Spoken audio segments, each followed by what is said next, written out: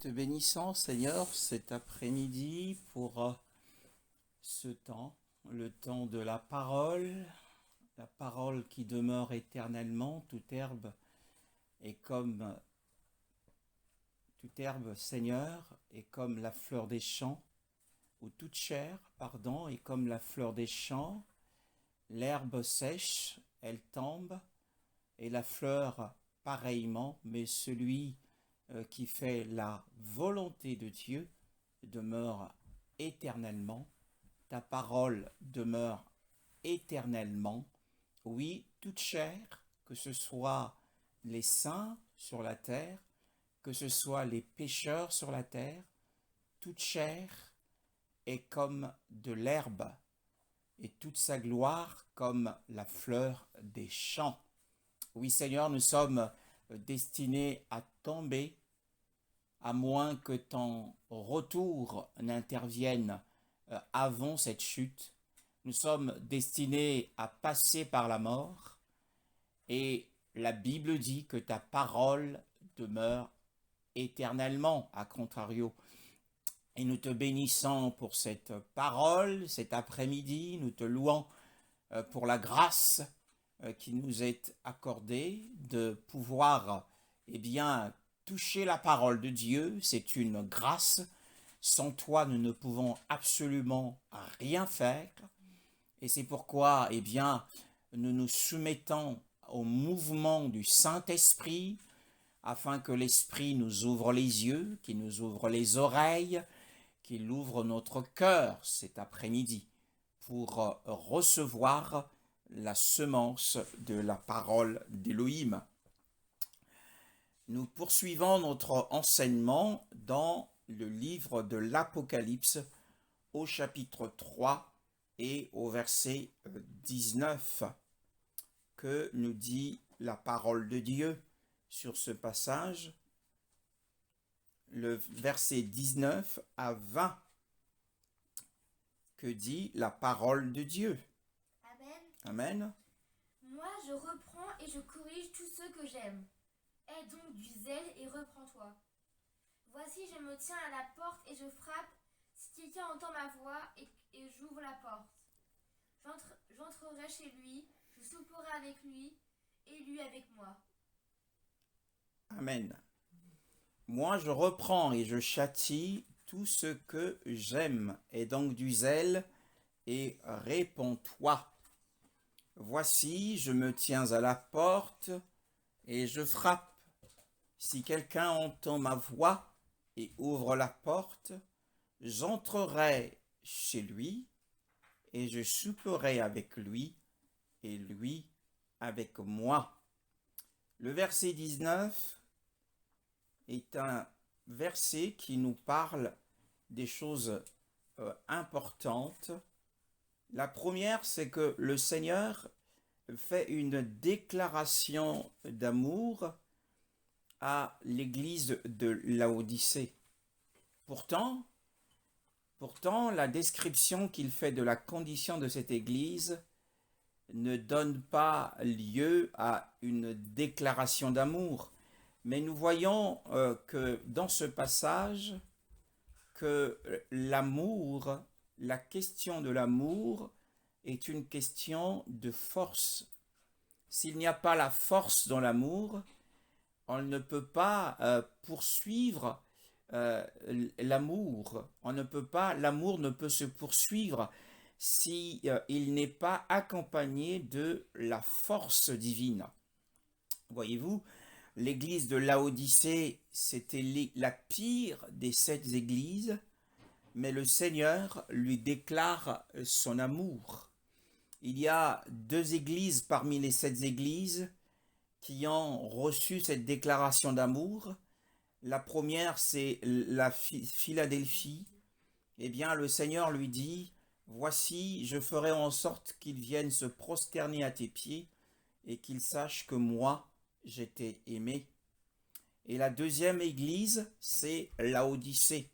Et nous savons que par l'étude de ces 7 églises, c'est l'église à qui la promesse de l'enlèvement a été faite.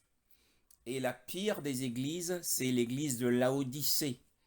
Donc nous voyons que Philadelphie est la meilleure des églises et Laodicée est la pire des églises. Et nous voyons que l'amour de Dieu, l'amour du Seigneur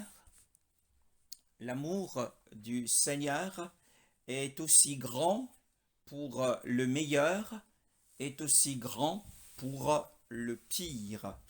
C'est une leçon pour nous, pour que nous puissions recevoir la grâce de la force de l'amour du Seigneur, qui est capable d'aimer le pire, le moins bon, d'aimer même la pire des personnes qui soient dans sa condition déplorable.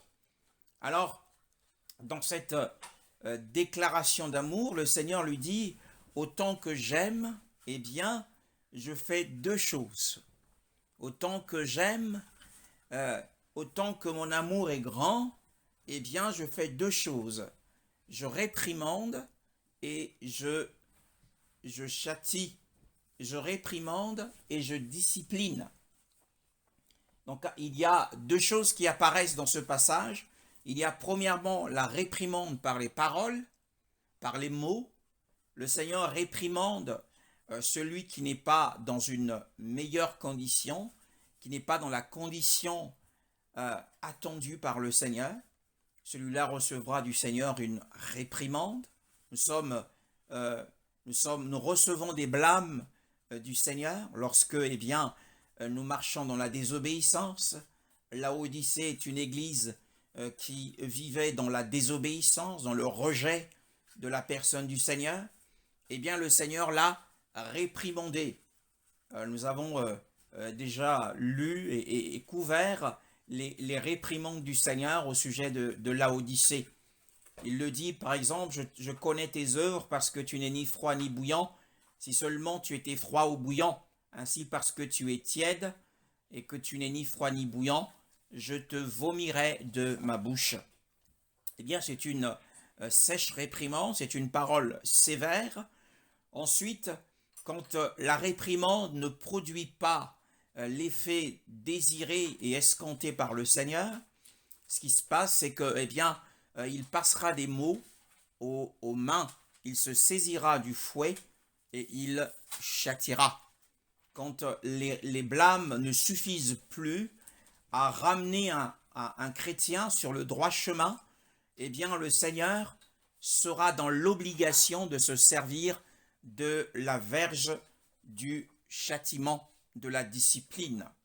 Il commence d'abord par réprimander, il commence par blâmer, il commence par reprendre, et si cela ne produit pas la repentance, eh bien, justement, il châtira. C'est pour cette raison qu'il dit, aie donc du zèle et repens-toi, change de vie, sois bouillant pour moi. Le zèle, c'est être bouillant, c'est être en feu pour le Seigneur. Savoir un amour grand et bouillonnant pour le Seigneur. Et donc du zèle. Et parce que cette Église n'a pas écouté la réprimande du Seigneur lui disant d'avoir du zèle et de se repentir, parce que les saints, quand le Seigneur leur parle et leur demande de se repentir, de changer de vie, parce qu'il a vu de la nudité en eux, parce qu'il a vu eh bien qu'ils sont aveugles, parce qu'il a vu eh bien que leur vie est pauvre, elle manque la foi, elle manque de foi, une vie de foi, la foi en or, une vie de foi vivante. Eh bien le Seigneur leur demande de se repentir de ces choses. S'ils ne se repentent pas de leur nudité, ne se repentent pas de leur aveuglement, ils ne se repentent pas de leur manque de foi vivante, et qu'ils n'ont pas de zèle pour Dieu, ils n'aiment pas le Seigneur, eh bien le Seigneur sera dans l'obligation de les châtier. Donc autant son amour est grand, autant eh bien il reprend et il châtie. Mais ce que nous retenons dans ce passage 19, c'est que eh bien le Seigneur, c'est que le Seigneur et son amour est fort, son amour est grand. Puissions-nous être remplis d'un tel amour, un amour qui est fortifié par la grâce de Dieu, qui puisse aimer la personne qui est dans une condition déplorable, dans la pire des conditions, aimer la méchanceté, aimer celui qui est dans la méchanceté. Ce n'est pas facile humainement. Humainement, nous avons tendance à rejeter les gens qui nous font du mal, les gens qui nous offensent. L'Église avait offensé le Seigneur. Cette Église avait blessé le cœur du Seigneur. Cette Église avait attristé le Seigneur. Mais le Seigneur lui déclare tout de même son grand amour. Et dans cela, il les reprend. Et eh bien, celui qui aime bien châtie bien, comme le dit un proverbe populaire. Et je pense que ce proverbe est tiré de ce passage du Seigneur. Le Seigneur reprend, il nous reprendra et il voudra nous corriger, il nous corrigera, eh bien, à mesure que nous nous écartons du chemin par nos pensées, nos paroles, par nos actes, eh bien, par un manque de zèle, un manque de vie de prière, eh bien, nous serons repris par le Seigneur. Mais si cela ne suffit pas, nous le redisons, si cela ne suffit pas, eh bien, le Seigneur sera dans l'obligation de nous discipliner dans ce temps. Il nous disciplinera à travers les circonstances. Il nous disciplinera à travers les hommes. Il nous punira à travers les situations de la vie. Et même dans la santé, il peut aussi châtier. Comme le dit l'apôtre Paul, certains sont malades et d'autres sont morts. Ananias et Saphira ont été châtiés par le Seigneur à cause de leurs mensonges. Mais l'amour de Dieu ne passe pas tout de suite dans le châtiment, eh bien, il respecte la première étape qui est la réprimande. Puissions-nous, lorsque nous sommes réprimandés, nous repentir, changer notre conduite, changer notre façon de voir, changer notre attitude, faire demi-tour. Et nous bénissons le Seigneur pour sa parole. Le verset 20 de ce passage nous dit « Voici, je me tiens à la porte et je frappe. Voici, c'est pour attirer notre attention. Voici, je m'approche de la porte. Je m'approche de la porte de cette bergerie. » L'église de Laodicée était une bergerie, comme les églises sont une bergerie. Et le Seigneur dit, eh bien, je me suis approché de cette porte et j'ai frappé. J'ai frappé des multiples coups. J'ai donné des coups à la porte. Et quels sont les coups que le Seigneur a donnés à cette porte? Eh bien, les frappes du Seigneur, ce sont ses réprimandes. Lorsqu'il dit, eh bien, parce que tu es tiède et que tu n'es ni froid ni bouillant, je te vomirai de ma bouche. Et le Seigneur a frappé le premier coup.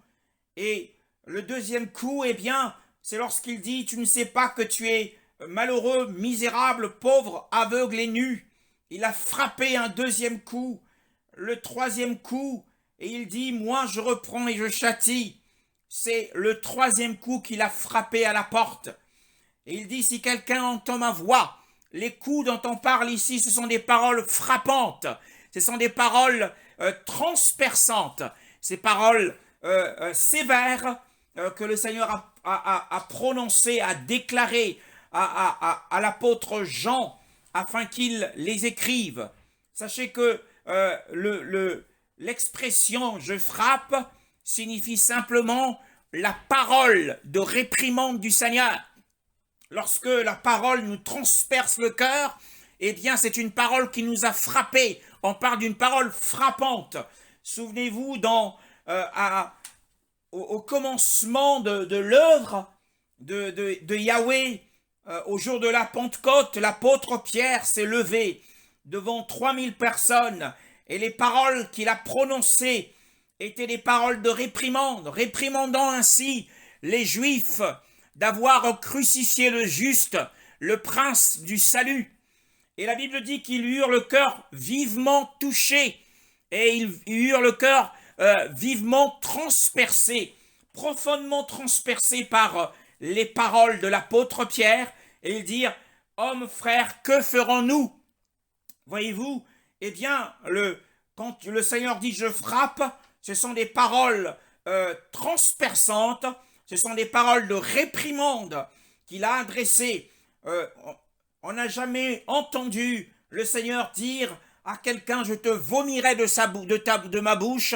C'est une parole dure, c'est un coup, un grand coup qu'il avait frappé à la porte de cette bergerie. Mais il dit, eh bien, si quelqu'un entend ma voix, et ouvre la porte, j'entrerai chez lui et je souperai avec lui et lui avec moi. Donc nous voyons dans ce passage que, eh bien, le destin de Laodicée est scellé, qu'il n'y aura pas de salut collectif. Laodicée est perdue pour l'éternité. Laodicée est perdue, en tout cas, s'accomplira la parole qui dit « Je te vomirai de ma bouche », parce que finalement, ce n'est pas l'Église entière qui entendra la voix du Seigneur, mais il dit s'il y a un seul homme, s'il y a quelqu'un qui entend ma voix, ce n'est plus toute l'Église, mais il s'adresse à quelqu'un. S'il y a quelqu'un qui entend la voix de ma réprimande au milieu de cette assemblée qui m'a rejeté, voyez-vous, le Seigneur se tient en dehors de cette Église. La présence du Seigneur est en dehors de cette organisation. Ils se réunissaient, semble-t-il, au nom du Seigneur, mais la présence du Seigneur n'était pas garantie au sein de cette Église. Alors le Seigneur est en dehors, sa présence est en dehors de cette organisation. Hein, bien-aimés, ne soyons pas Laodicée, eh bien, garantissons la présence du Seigneur, ne rénions pas son nom. Eh bien, là où 2 ou 3 sont rassemblés en son nom et qui obéissent à sa parole, eh bien, cela, ont la garantie de la promesse du Seigneur. Il sera au milieu d'eux. Il sera au milieu d'eux. Oh, magnifique est le Seigneur. Mais nous voyons que, à cause de la tiédeur de cette Église, parce qu'ils étaient tantôt froids, tantôt bouillants, parce qu'il y avait du mélange en eux, et parce que ce mélange a produit dans le cœur du Seigneur la sensation de nausée, eh bien le Seigneur s'était retiré de cette Église de Laodicée. Il en est de même, nous le voyons dans les évangiles, dans l'évangile de Matthieu au chapitre 23, le verset 38, même le verset 37 à 39, la Bible nous dit quoi à propos dans ce passage, Matthieu 23, 37 à 39. Sa présence est ici. Je me sens investi de la présence d'Élohim, du Saint-Esprit, rempli du Saint-Esprit en ce moment. Oh, magnifique est le Seigneur! Que dit la parole de Dieu, sœur Carole?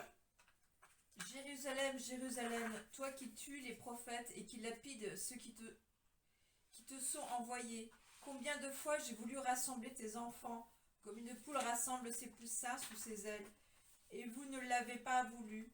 Voici que votre maison vous sera laissée déserte, car je vous le dis, vous ne me verrez plus désormais, jusqu'à ce que vous disiez « Béni soit celui qui vient au nom du Seigneur ».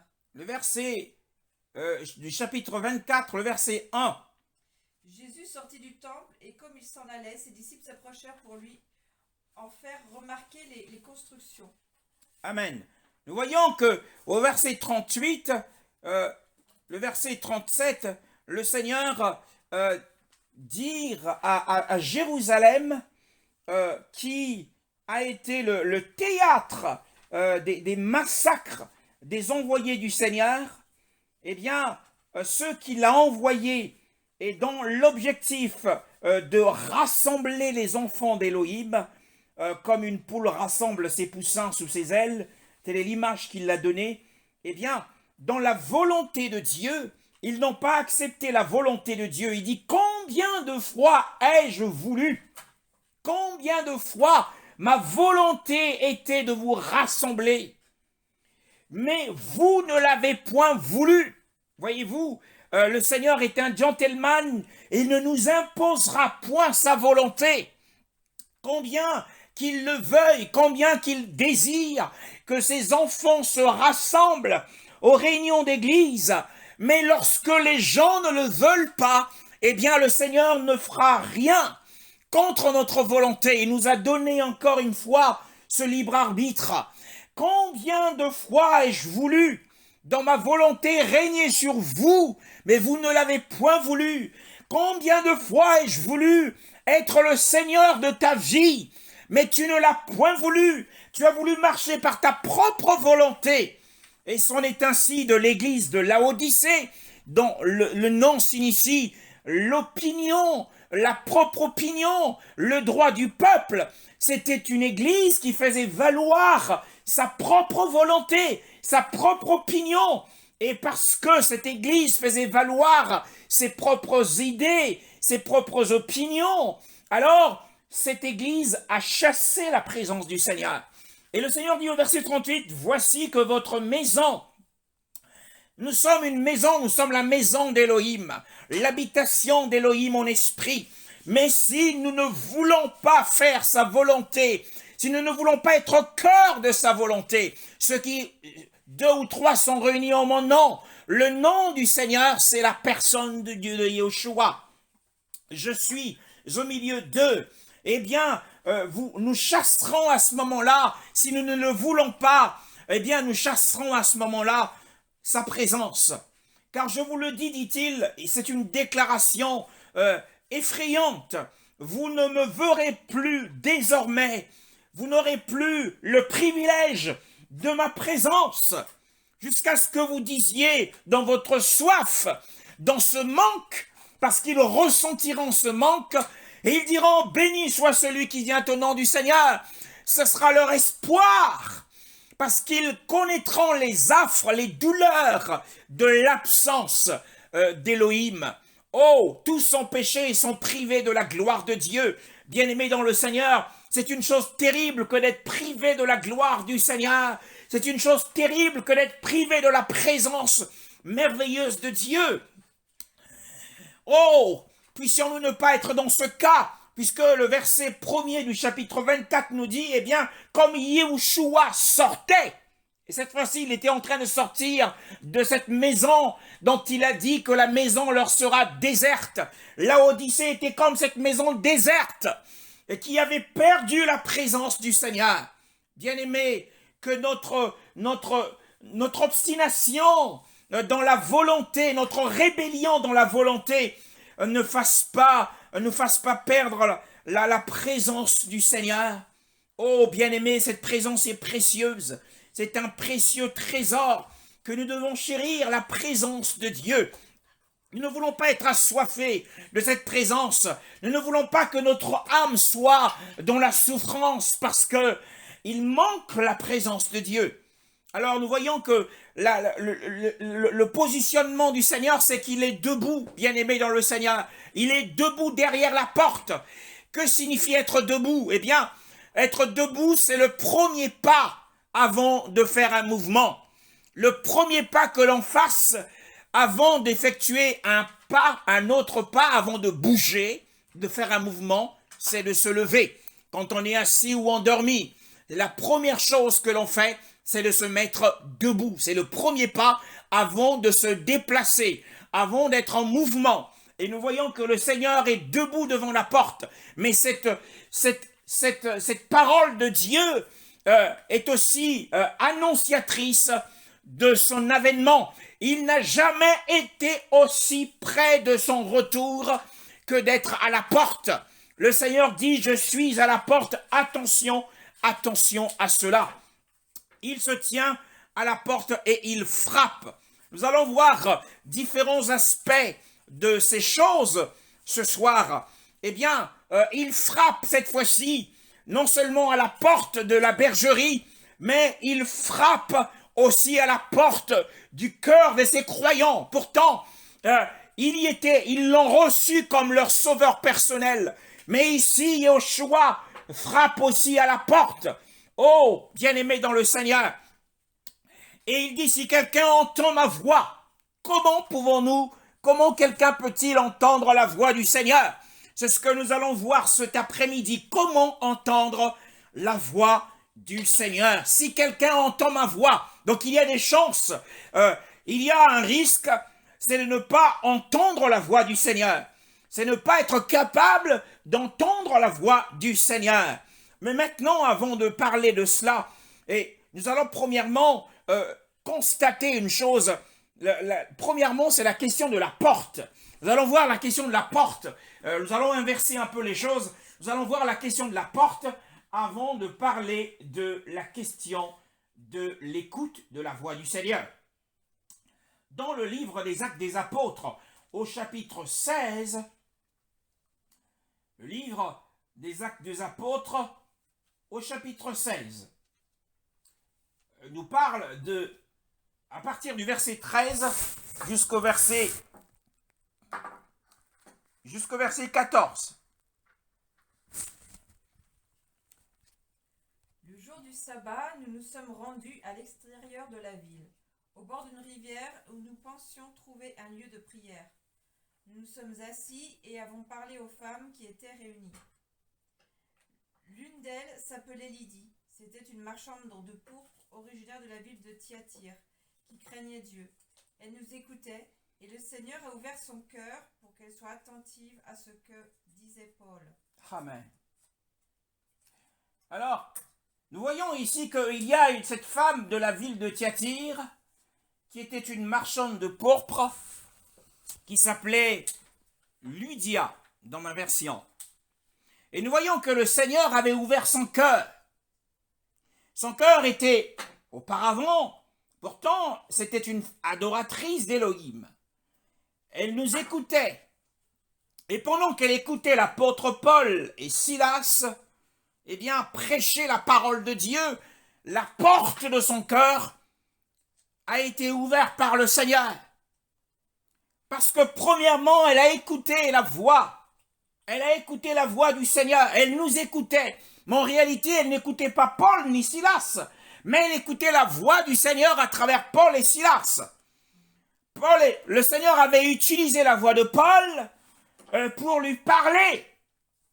Alors elle a ouvert son cœur afin qu'elle soit attentive aux choses dont parlait Paul. Donc voyons que le cœur peut être fermé. Le cœur de l'homme a une porte qui peut être fermée, bien-aimé dans le Seigneur. Et quelles sont les choses qui ferment le cœur de l'homme? Quelles sont les choses qui ferment le cœur de l'homme? Nous le voyons dans 2 Corinthiens au chapitre 4. Que nous dit la parole de Dieu? Chapitre 4, le verset 4.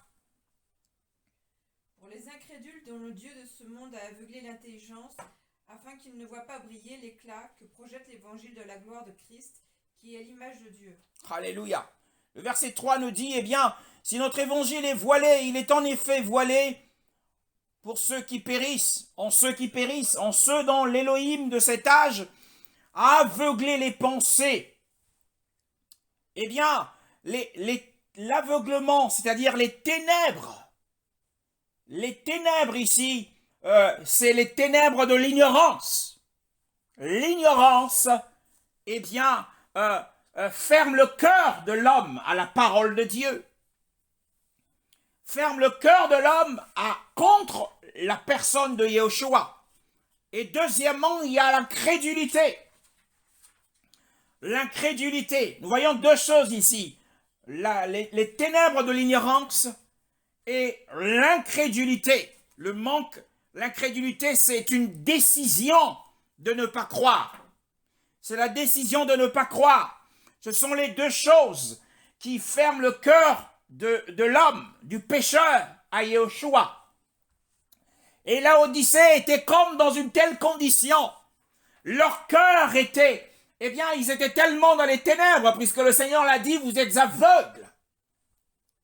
Eh bien, l'aveuglement a fermé la porte au Seigneur. Leur aveuglement. mais aussi leur incrédulité à revenir à la parole du commandement du Seigneur. Nous avons dit que l'incrédulité, c'est la décision de notre volonté à ne pas croire. C'est un péché, dit la parole du Seigneur. Être incrédule, c'est y mettre sa volonté, c'est ne pas vouloir croire. Il y a beaucoup d'hommes ici, et même des croyants, c'est une contradiction, mais des croyants incrédules, qui ne croient pas en toute la parole de Dieu, qui ne croient pas aux promesses du Seigneur. Attention, souvenez-vous que à cause de l'incrédulité, les fils d'Israël ne sont pas entrés dans le pays du repos. Ils ne sont pas entrés dans le repos du Seigneur. Le Seigneur avait juré qu'ils n'entreraient pas dans son repos parce qu'ils étaient incrédules. Lorsque le Seigneur a envoyé les 12 espions à Canaan pour explorer le pays, 10 ont rendu un rapport d'incrédulité et 2 seulement avaient un esprit de foi. C'était Josué et Caleb. L'incrédulité ferme la porte au Seigneur. Eh bien, nous revenons dans le livre des Actes des Apôtres et nous voyons que Lydia avait ouvert son cœur au Seigneur. Lorsque le cœur s'ouvre, 16, Acte 16, le verset 13, nous sommes sur ce passage. Et nous voyons que son cœur était ouvert. Lorsque le cœur s'ouvre au Seigneur, c'est premièrement notre intelligence. Parce que nous avons dit que le Dieu de ce siècle aveugle les pensées. C'est notre intelligence qui s'ouvre à l'illumination de l'Évangile, à la lumière de l'Évangile. Pour que, à la lumière de la parole de Dieu, un homme qui a un cœur ouvert au Seigneur, qui ouvre la porte au Seigneur, c'est quelqu'un qui va rechercher la révélation de la parole pour ne pas être dans l'ignorance. Mon peuple périt parce qu'il lui manque la connaissance.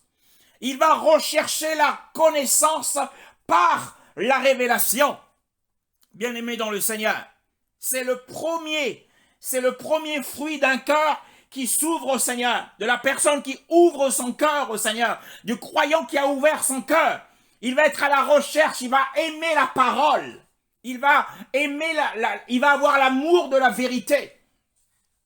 Bien-aimé dans le Seigneur, il a ouvert son cœur afin d'être attentive aux choses dont parlait Paul.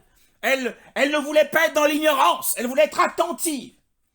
Et deuxièmement, bien-aimé dans le Seigneur, c'est, le Seigneur va ouvrir, il ouvre le cœur, c'est-à-dire il ouvre notre intelligence pour que la lumière de la révélation puisse illuminer notre intelligence et qu'elle soit journellement renouvelée, chaque jour renouvelée.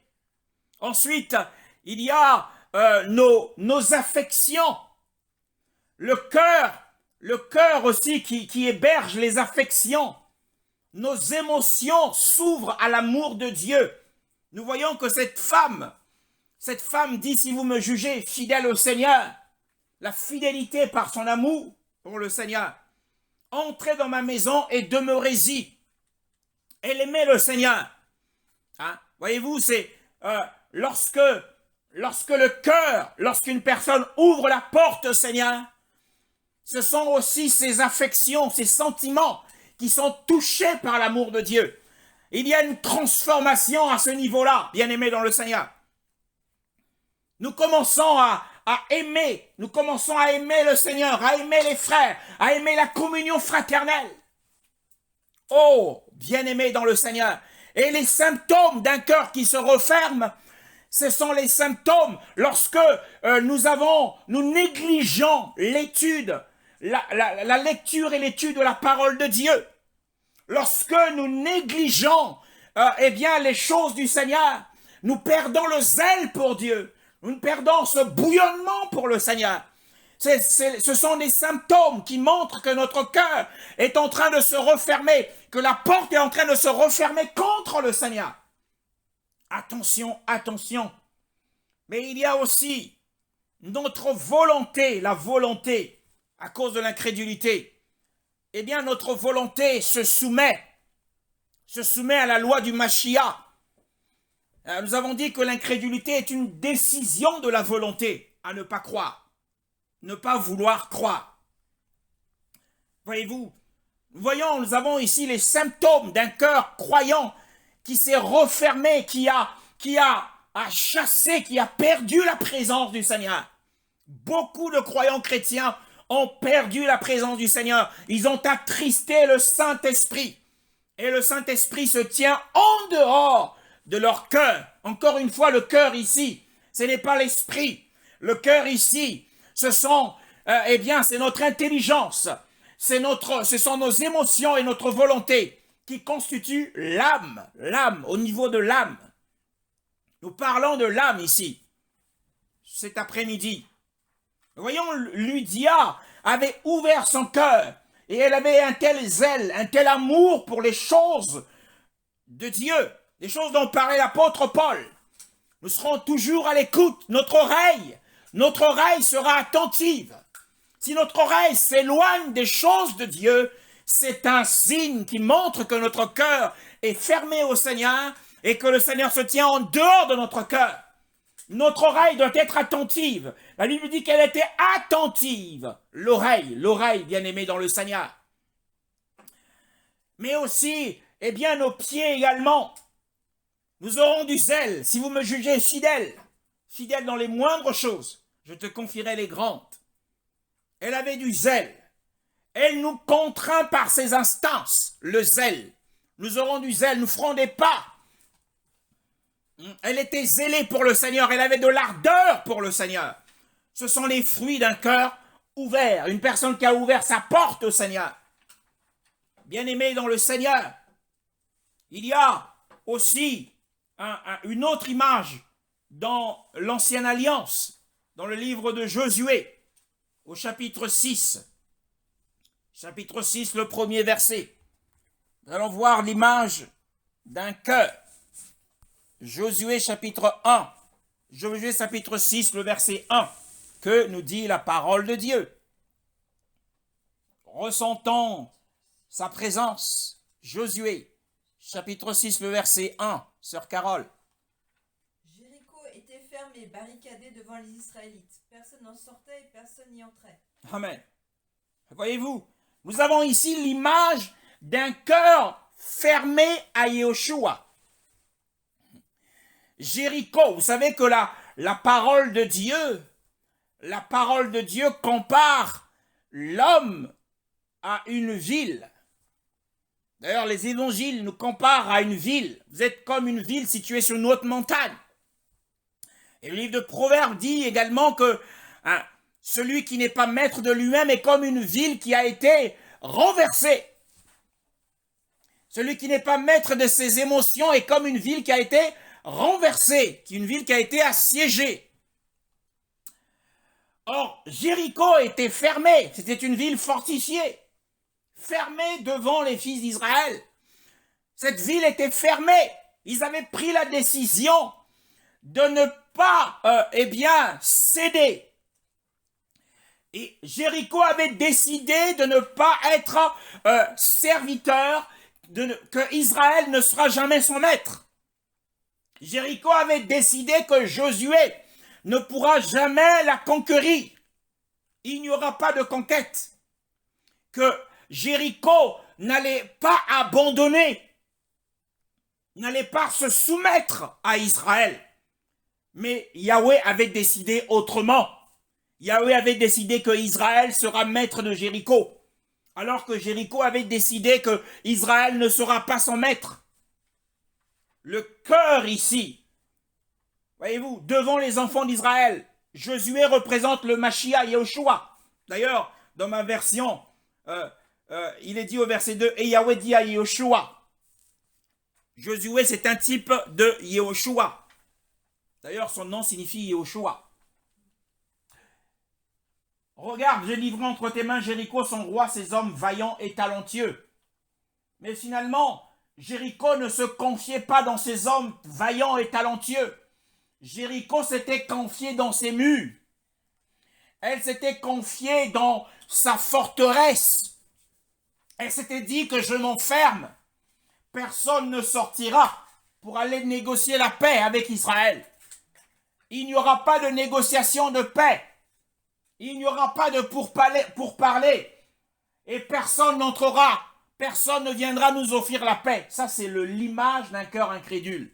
D'une personne qui ne veut pas donner sa vie au Seigneur. Une personne qui ne veut pas recevoir l'évangile de la paix. Une personne qui dans l'âme ne recherche pas les choses pour l'éternité. Mais le Seigneur a eu raison de cette ville. Voyez-vous? Mais ici, le Seigneur, dans Apocalypse chapitre 3, le verset 19-20, le Seigneur il ne casse pas la porte, il n'écroule pas les murs, mais il frappe à travers sa parole. Il frappe à travers sa parole sur ce cœur, comme il a frappé à la porte de Lydia par la bouche de l'apôtre Paul. Et Lydia a ouvert la porte. Elle a ouvert son cœur. Lydia a répondu à l'appel du Seigneur. Maintenant, il nous faut comprendre, bien-aimés, si quelqu'un entend ma voix, comment pouvons-nous entendre la voix du Seigneur? C'est d'ailleurs le thème principal de cet enseignement. Comment pouvons-nous entendre la voix du Seigneur? Cantique des Cantiques, au chapitre 5. Cantique de Cantiques, au chapitre 5, le verset 2. Cantique des Cantiques, au chapitre 5, le verset 2. Cantique des Cantiques, chapitre 5, le verset 2. Alléluia. Béni soit le Seigneur. Cantique des Cantiques, chapitre 5, le verset 2. Sœur Carole.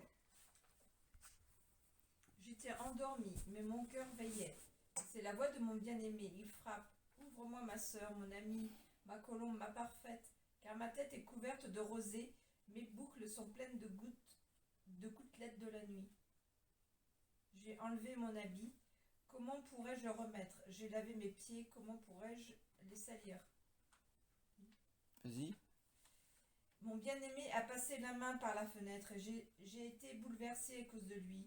J'ai commencé à ouvrir à mon bien-aimé et de mes mains a perlé la myrrhe. De mes doigts, la myrrhe a coulé sur la poignée du verrou. J'ai ouvert à mon bien-aimé, mais mon bien-aimé s'est retiré. Il avait disparu. Je perdais tous mes moyens pendant qu'il partait. Je l'ai cherché, mais je ne l'ai pas trouvé.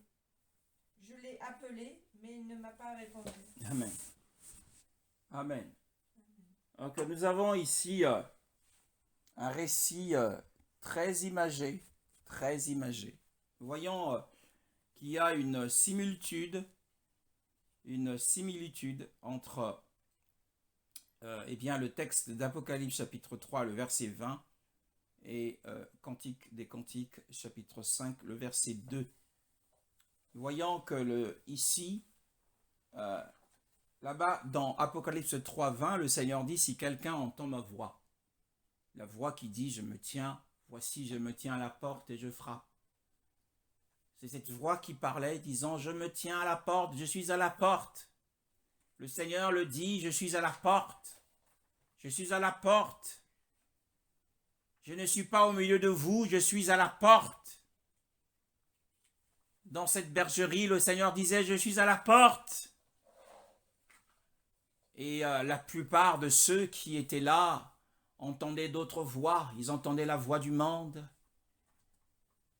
la voix de leurs propres opinions. Ils étaient dans un brouhaha. Personne n'avait pris le temps d'entendre la voix du Seigneur qui disait « Me voici, je me tiens à la porte ». Il y avait beaucoup de bruit, impossible d'entendre la voix du Seigneur. Nous de même, si nous voulons entendre la voix du Seigneur, nous avons besoin de nous retirer, être dans un lieu calme pour pouvoir entendre sa voix. Mais dans Laodicée, il y avait trop d'opinions. Il y avait trop de volonté propre. Il y avait la voix du monde qui criait. Il y avait beaucoup d'activités dans Laodicée. Donc il était impossible qu'ils entendent sa voix. Mais dans le livre des Cantiques, au verset 2, nous avons un récit à la fois édifiant, mais qui a un épilogue. Ce récit a un épilogue triste. C'est une personne qui a entendu la voix du Seigneur, mais qui n'a pas répondu spontanément à cette voix. C'est la jeune fille, celle qui est promise pour le mariage. C'est la jeune vierge. Elle dit, j'étais endormie, mais mon cœur veillait. Et voici, c'est la voix de mon bien-aimé qui frappe. Voyez-vous, c'est la voix qui frappe. C'est la parole qui frappe.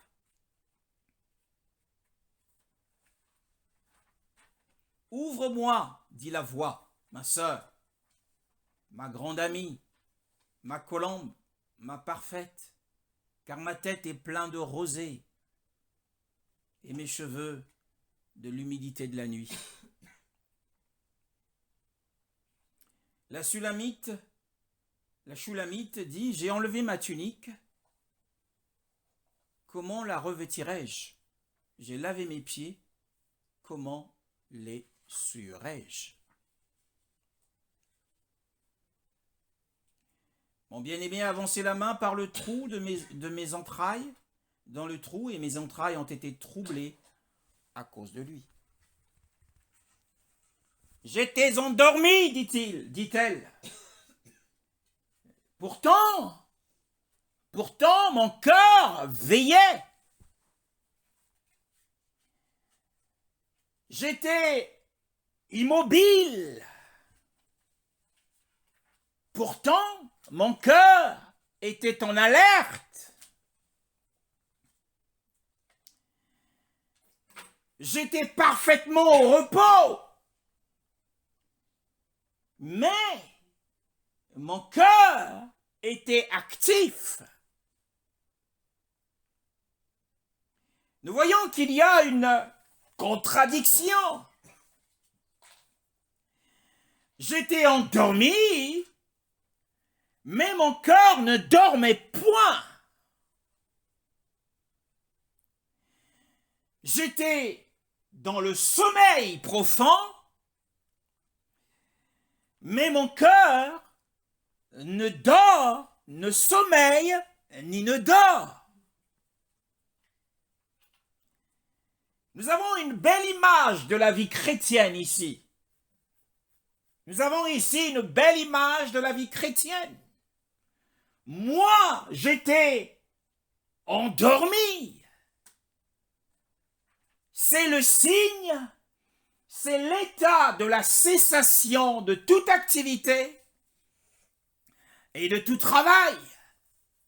J'étais au repos, mais mon cœur travaillait.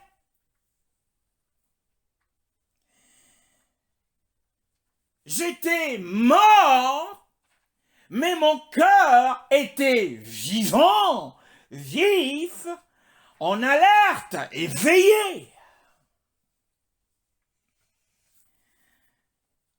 J'étais crucifié, mais mon cœur était vivant et travaillant pour Dieu. Bien-aimé dans le Seigneur, être endormi ici symbolise, représente et caractérise la crucifixion de la chair et du moi. La croix a traité tous les péchés qui sont en moi. La croix a traité, cette croix a traité Mon tempérament a traité la question de ma colère. J'ai été crucifié avec Christ. Ce n'est plus moi qui vis, c'est Christ qui vit en moi. Je suis endormi. Oh, quelle image, bien-aimé dans le Seigneur. Nous aimerions être comme cette Shulamite qui était entièrement endormie dans son corps. Son corps avait cessé d'agir. Son corps avait cessé d'œuvrer. Son corps, c'est-à-dire sa chair, avait cessé de vivre, avait cessé d'être en activité. Sa chair n'avait plus aucune œuvre. Ici, la chair, eh bien, c'est la jonction entre l'âme, les habitudes de l'âme et le corps, la chair. J'étais endormi, mais mon cœur, c'est-à-dire l'homme intérieur, l'homme extérieur était endormi, mais l'homme intérieur était actif, il était vif, il était en alerte, il était à l'œuvre et travaillant pour Dieu. Oh! L'apôtre Paul dit, j'ai été crucifié avec Christ, ce n'est plus moi qui vis, c'est Christ qui vit en moi. Ce croyant ou cette croyante avait expérimenté l'œuvre de la rédemption, elle avait fait l'expérience, eh bien, d'une vie crucifiée dans la chair. Il y avait une cessation d'activité. Il y avait une cessation de travail. Elle était immobile. Oh, puisse notre chair et notre moi être immobile. Quelle belle image. Mais le cœur veillait, mais le cœur était vigilant, le cœur était agissant et opérant. C'était comme dans la nuit, bien-aimé, ton corps est endormi, il est immobile. Lorsque tu dors, ton corps est immobile. Il n'est plus actif. Mais pourtant, quelque part, tu vis. Quelque part, tu es mobile. Quelque part, tu es en train d'agir à travers un rêve, à travers une vision. Tu vis. Tu es dans l'activité, alors que le corps est endormi. Quelle image de la vie chrétienne! C'est ainsi que doit être notre chair. Elle doit être à la croix. Ici, c'est l'œuvre de la croix qui avait opéré. Eh bien, pour entendre la voix du Seigneur, pour être en capacité d'entendre la voix, si quelqu'un entend ma voix, pour que quelqu'un entende la voix du Mashiach ressuscité, glorifié, il faut premièrement que sa chair et son moi soient endormis, crucifiés. Il faut vivre la crucifixion de la chair. Il faut vivre la crucifixion du moi. Le moi et moi. Toujours le moi. Et lorsque le moi est en avant, il est impossible d'entendre la voix du Seigneur. Parce qu'il y a une bataille. Mais nous voyons ici une véritable séparation. Or, le cœur, nous l'avons déjà dit, le cœur, c'est la composition de la partie principale de l'esprit qui est la conscience. Et il y a aussi les émotions, il y a l'intelligence et la volonté dans le cœur. Que votre cœur soit purifié de toute mauvaise conscience. Il y a cet élément de la conscience dans le cœur. Mais son cœur était éveillé. Nous voyons qu'il y a une séparation complète entre l'homme extérieur et l'homme intérieur. Pour entendre la voix du Seigneur, il faut que cette séparation ait lieu. Et nous allons voir comment s'effectue la séparation de l'homme extérieur, c'est-à-dire de la chair, et de l'homme intérieur. Et voici la voix de mon bien-aimé qui a frappé. Alors elle était tellement sensible à la voix du Seigneur. Pourquoi? Eh bien parce que son moi était endormi, parce que sa chair était crucifiée. elle vivait une vie crucifiée. Les désirs de la chair étaient crucifiés. Les passions de la chair étaient crucifiées.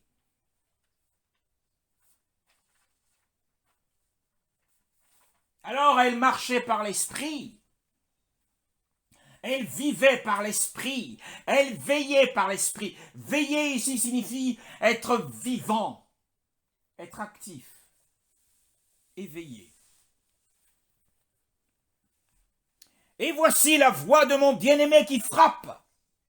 Ouvre-moi. Comment savons-nous? Eh bien que dit le Seigneur ici? Ouvre-moi. Qu'avait cette femme? Comment savons-nous que cette femme était une femme crucifiée dans sa chair et dans son moi? Eh bien, c'est dans les paroles qui suivent. Ouvre-moi ma sœur, dit-il. Oh, ouvre-moi ma sœur. Souvenez-vous, Yahushua à la résurrection, la première personne qui a vu le Seigneur, c'était Myriam.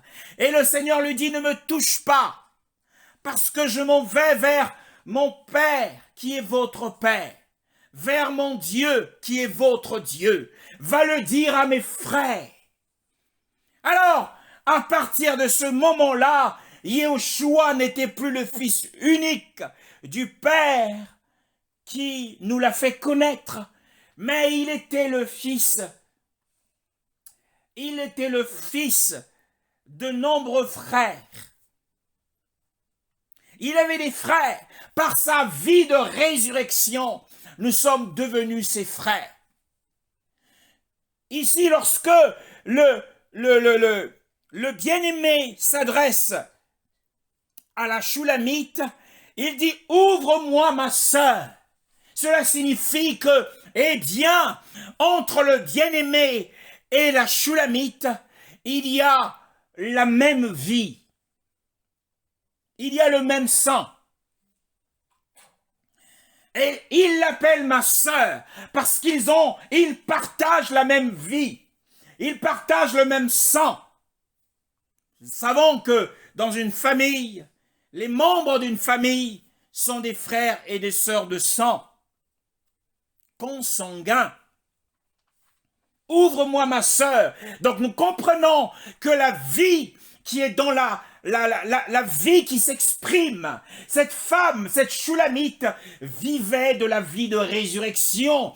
Et sa chair et son moi étaient crucifiés. C'est notre prière cet après-midi de recevoir la grâce pour que l'œuvre de la croix puisse travailler et que nos péchés soient traités, les péchés que nous exprimons tous les jours puissent être traités par l'œuvre de la croix, qu'on n'y trouve plus aucun péché, que cela ne soit plus nommé parmi nous. Oh frère, parce que nous avons la vie d'Élohim en nous. La vie d'Élohim, c'est une vie de résurrection. Ouvre-moi ma sœur. Il ne s'arrête pas là, mais il dit, ouvre-moi ma grande amie. Oh, bien-aimé dans le Seigneur, ma grande amie. À quoi cela se réfère-t-il? Jean, chapitre 14. Nous connaissons ces paroles, le verset 20 à 21. 20 à 21. Jean, chapitre 14, le verset 20 à 21. Ce jour-là, vous saurez que je suis en mon Père et que vous êtes en moi et moi en vous. Celui qui a mes commandements et qui les garde, c'est celui qui m'aime. Celui qui m'aime sera ainsi de mon Père et moi aussi. Je l'aimerai et je me ferai connaître à lui. Alors nous voyons que la grande amie ici signifie mon amour.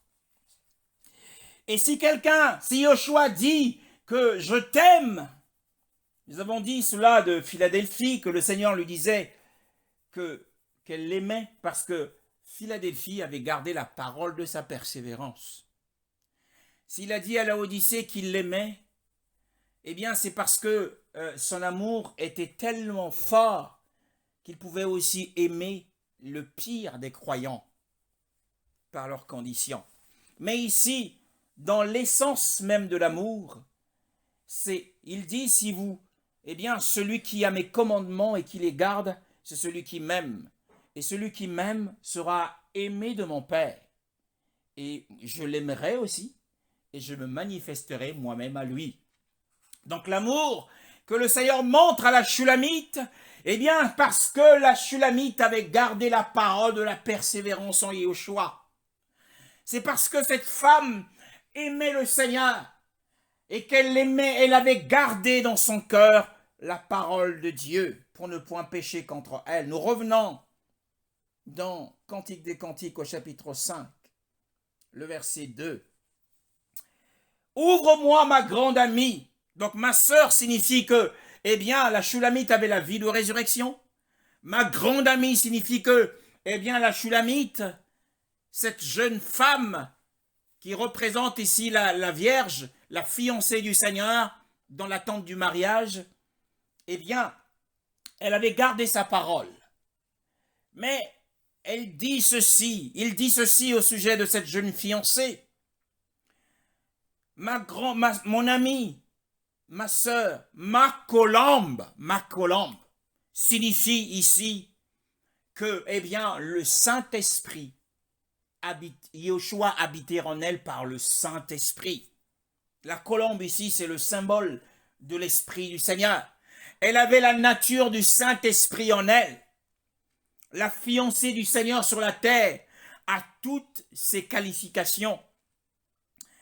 Elle a la vie de Dieu, la vie de résurrection. Elle est celle qui garde la parole de la persévérance en Yahushua. Elle a le Saint-Esprit en elle. Ma parfaite, dans d'autres versions, il est dit, celle qui n'a pas de souillure. Cela signifie, eh bien, la pureté. Cela signifie la chasteté et la consécration. La fiancée du Seigneur sur la terre est consacrée au Seigneur. Elle est entièrement consacrée au Seigneur. Puissions-nous aussi remplir ces conditions, être remplis de la Zoé d'Élohim, la Zoé de Dieu, c'est-à-dire la vie de Dieu, de garder sa parole, de la persévérance. Je garde ta parole, je serre ta parole sur mon cœur afin de ne point pécher contre toi. Ma colombe, être remplie du Saint-Esprit. Ma parfaite, être entièrement consacrée, être pure et vivre dans la chasteté pour le Seigneur, comme une vierge pure. Mais le Seigneur lui dit, car ma tête est pleine de rosée et mes cheveux de l'humidité de la nuit. Avant d'en arriver là, avant de comprendre ce que signifie ma tête est pleine de rosée et mes cheveux de l'humidité de la nuit, et quelle est la voix, quel est l'appel de la voix du Seigneur, nous allons d'abord essayer de comprendre comment pouvons-nous vivre la séparation entre l'homme extérieur et l'homme intérieur, que nous avons dit au verset, dans les premiers mots de ce passage. J'étais endormi, pourtant mon cœur n'avait pas sommeil. Souvenez-vous que, eh bien, l'homme intérieur ne sommeille ni ne dort. Lorsque notre corps, déjà sur le plan naturel, notre corps est endormi, l'homme intérieur, lui, il ne dort pas. Il ne dort pas. Mais dans notre marche de tous les jours, notre chair doit être endormie et notre homme intérieur doit s'exprimer et se manifester. Et comment pouvons-nous vivre cette séparation? Bien-aimés dans le Seigneur, comment vivre la séparation entre l'homme extérieur et l'homme intérieur? Hébreux chapitre 4, le verset 12. Hébreux chapitre 4, le verset 12. C'est une parole profonde. En effet, la parole de Dieu est vivante et efficace, plus tranchante que toute épée à deux tranchants, pénétrante jusqu'à séparer âme et esprit, jointure et moelle. Elle juge les sentiments et les pensées du cœur. Amen. Donc nous voyons que, eh bien, pour vivre cette séparation de l'homme extérieur à l'homme intérieur,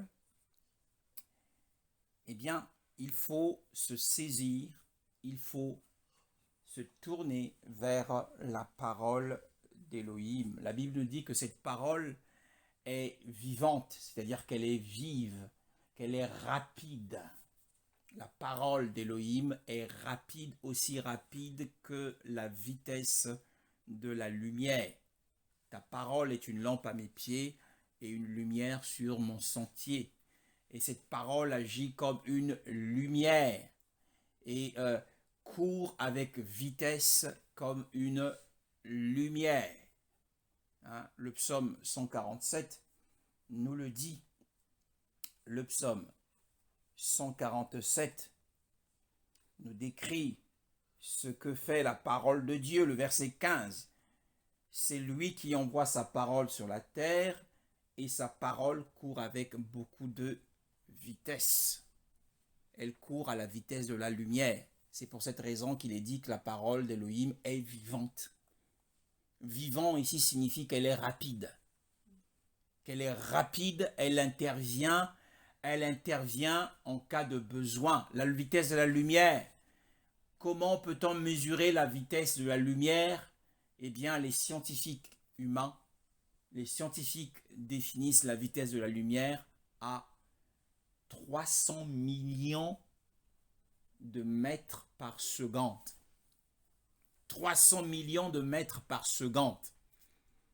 Hein? La Terre, le Soleil est à 150 millions de kilomètres. Mais, eh bien, la vitesse de la lumière est de 300 millions de mètres par seconde. Donc, la parole de Dieu court avec vitesse. Et cette lumière c'est une lumière vitale. Et c'est la lumière de la parole.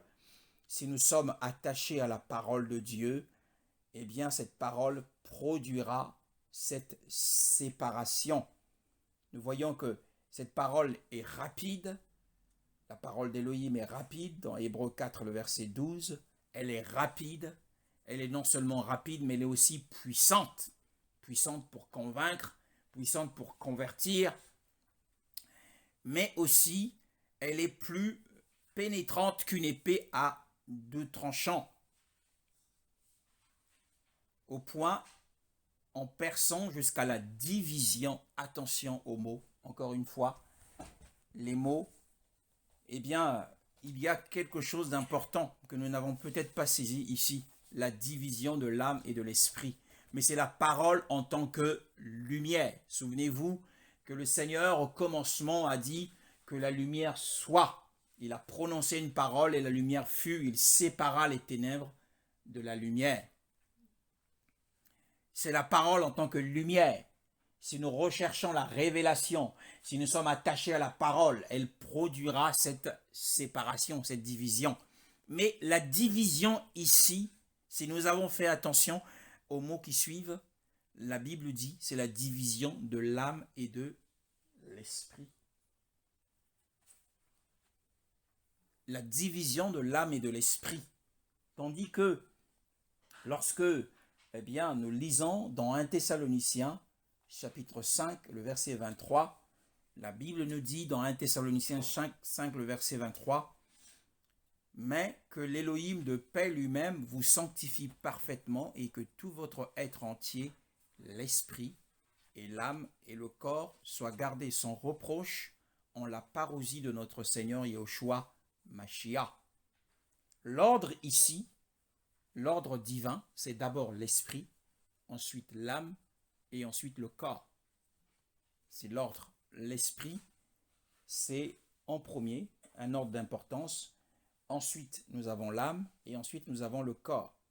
Mais dans Hébreux, chapitre 4, le verset 12, la séparation qui se fait, ce n'est pas la séparation de l'esprit à l'âme, ce qui contredirait les Écritures, mais c'est de l'âme à l'esprit.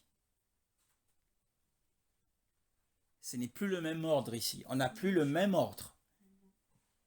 Et ça ne veut pas dire la même chose.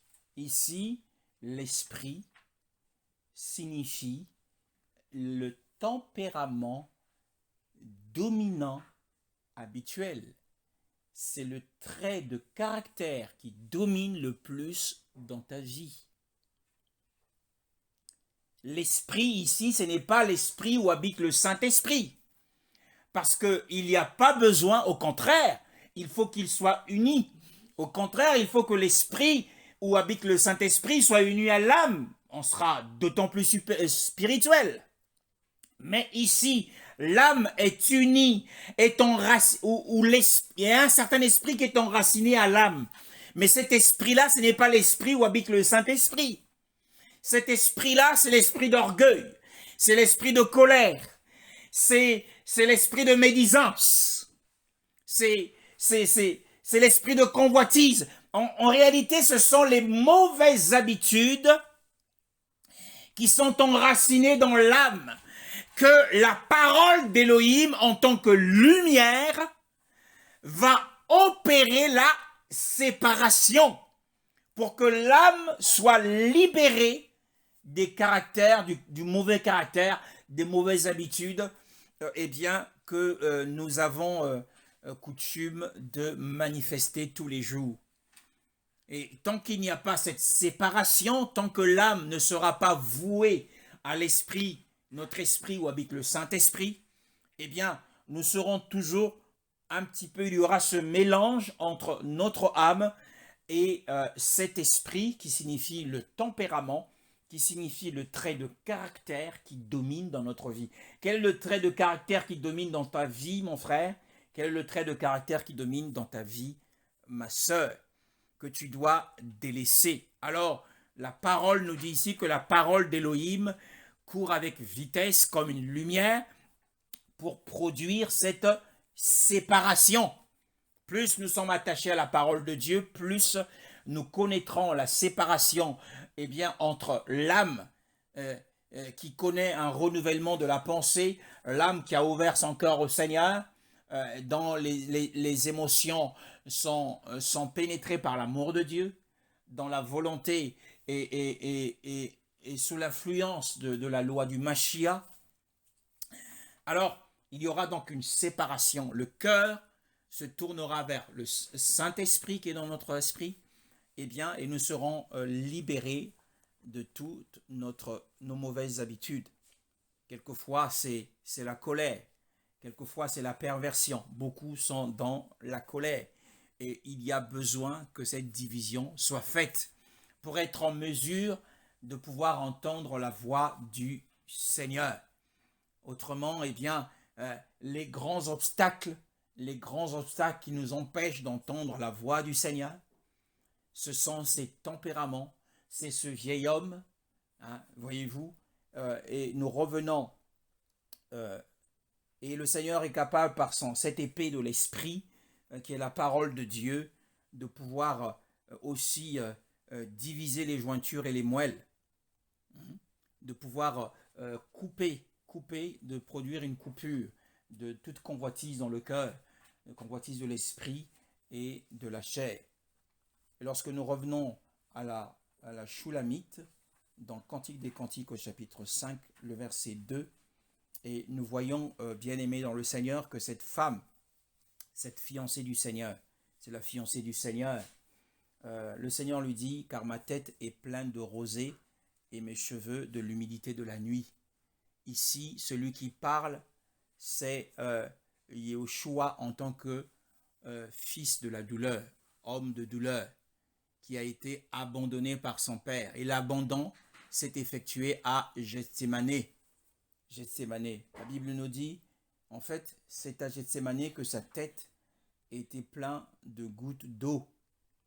Mais l'image qui est donnée de Gethsémane dans Matthieu chapitre 23, Luc, chapitre 23, Luc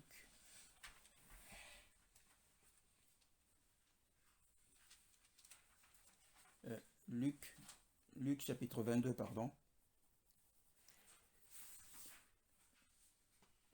Luc chapitre 22.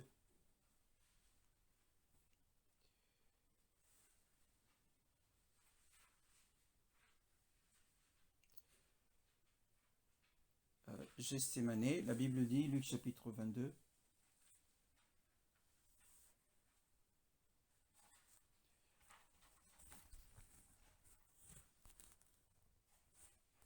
Luc chapitre 22, le verset 43 à 44. Luc chapitre 22, le verset 43 à 44. Alors un ange lui apparut du ciel pour le fortifier. Saisi d'angoisse, Jésus priait avec plus d'insistance, et sa sueur devint comme des caillots de sang qui tombaient par terre. Amen. Donc nous voyons que les porcs du Seigneur avaient libéré le sang. Voyons le Seigneur être saisi. C'était un temps d'angoisse, pour le Seigneur. Il a connu la peur et il avait besoin d'être fortifié et il se sentait abandonné par son Père. Déjà, le rejet est parti de là, rejeté par le Seigneur. Et donc l'appel de la Shulamite, l'appel du Seigneur à la Shulamite, c'est un appel pour répondre à cet aspect de la croix que nous ignorons tous. C'est d'être, que nous avons tendance à ne pas prendre en ligne de compte. Ce n'est pas seulement un certain nombre de souffrances, mais la croix, porter la croix du Seigneur, c'est aussi vivre le rejet, vivre la persécution et être faussement accusé. Ici, Yoshua se présente à la Shulamite, à la fiancée, comme l'homme de douleur, celui qui a été rejeté par le Seigneur. Nous l'avons estimé comme rejeté par Dieu, nous dit d'ailleurs je vais le lire, c'est dans Ésaïe chapitre 53, le verset 4. 53, verset 4. Je vais le lire rapidement. La Bible dit, en vérité, il a porté nos maladies et s'est chargé de nos douleurs, mais nous avons estimé qu'il était frappé, battu par Elohim et humilié. Dans d'autres versions, il est dit rejeté par Dieu. Alors, donc si nous revenons dans le texte de la Shulamite, chapitre 5, le verset 2, nous voyons que l'appel du fiancé à sa fiancée, c'est un appel à le suivre sur le chemin du rejet, de la persécution et des fausses accusations. Nous voyons qu'au verset 3, la Shulamite dit « J'ai enlevé ma tunique ». La tunique ici, c'est le vieil homme. C'est le vieil homme. Comment la revêtirai-je? J'ai lavé mes pieds. Souvenez-vous que le Seigneur a lavé les pieds des apôtres. Et lorsque il est arrivé au niveau de Pierre, il lui a dit, Pierre ne voulait pas qu'il lui lave les pieds.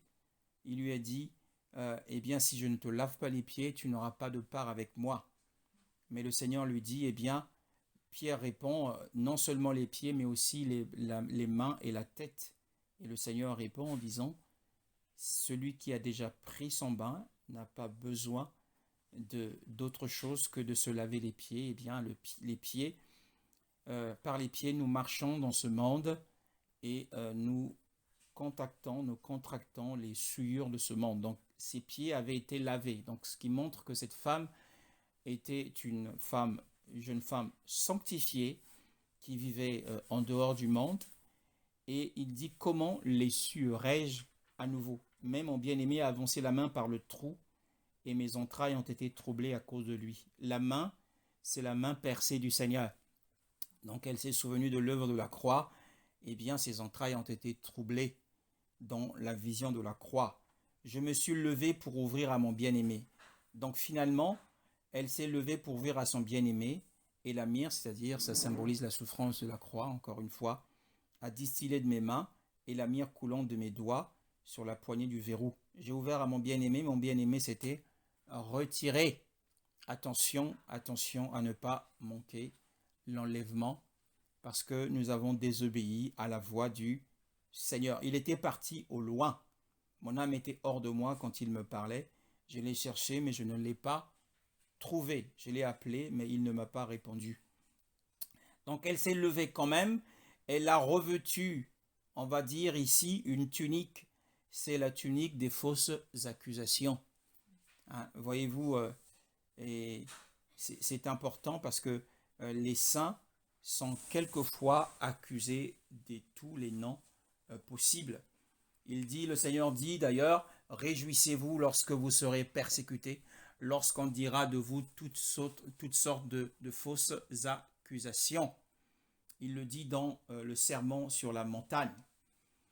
Et nous comprenons que, eh bien, pour revenir à notre texte du verset 2, eh bien, pour vivre la crucifixion de la chair et pour que la parole de la crucifixion soit notre expérience de tous les jours, nous avons besoin d'aimer la parole de la vérité. Nous avons besoin de rechercher la lumière de la parole qui, elle, a la capacité de produire cette séparation et de permettre à l'œuvre de la croix d'agir et de nous permettre d'entendre la voix du bien-aimé. Encore une fois, ne résistons pas à la voix comme cette fiancée du Seigneur qui a cru qu'elle ne lui manquait de rien, qu'elle était sainte, qu'elle avait tout fait pour le Seigneur, mais elle avait désobéi au Seigneur à le suivre sur le chemin du rejet,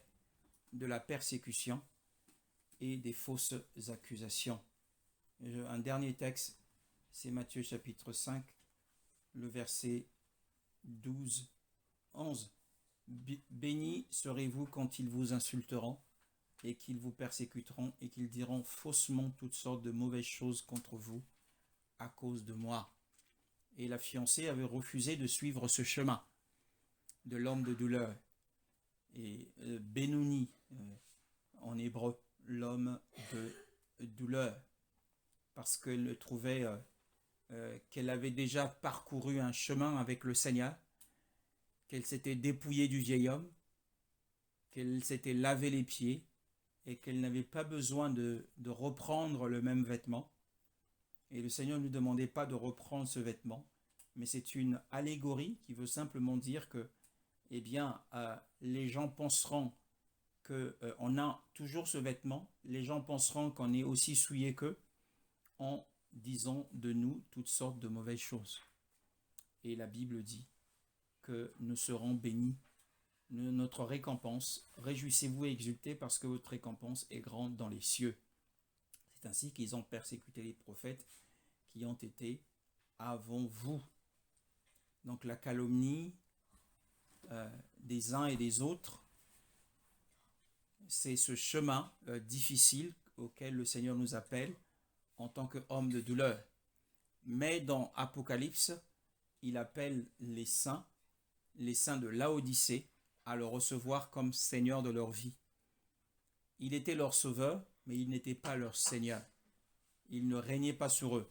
Le Seigneur veut régner sur eux, mais dans le Cantique des Cantiques, c'est un autre chemin, c'est le chemin du rejet pour Christ. À cause de Christ, nous sommes rejetés.